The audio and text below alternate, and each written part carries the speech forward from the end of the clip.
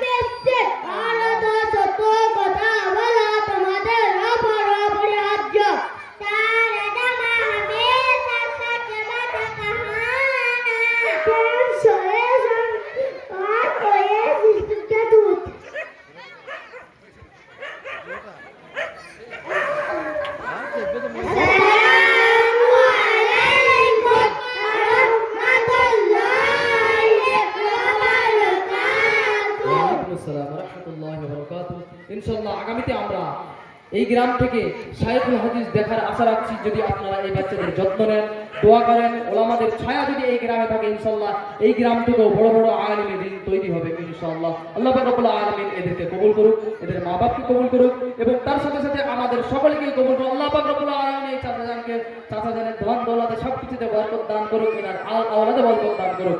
এই একজন ব্যক্তি আসলেন এতক্ষণ পর, আমি এটাই দেখতে চাইছিলাম কে বাচ্চাদেরকে উৎসাহিত করতে আসেন। আলহামদুলিল্লাহ এই মুরব্বী কথা শুনেছেন এবং বাচ্চাদেরকে উৎসাহিত করছেন পুরস্কারের মাধ্যমে। আল্লাহ পাক রব্বুল আলামিন ওনার হায়াতকে দারাজ করে দিক। এদেরকে চকলেটের মাধ্যমে এখান থেকে বিদায় জানানো অনুরোধ করবো এবং এই মুনাজ্জাম বক্তব্যের ব্যাচ নম্বর 3 কে আমি মঞ্চে ডেকে নেবো। ব্যাচ প্রেজেন্টেশনের মাধ্যমে আমি আপনাদেরকে দেখানোর চেষ্টা করব প্রতিটা বাচ্চার ভেতরে এই যোগ্যতা আছে কি নেই।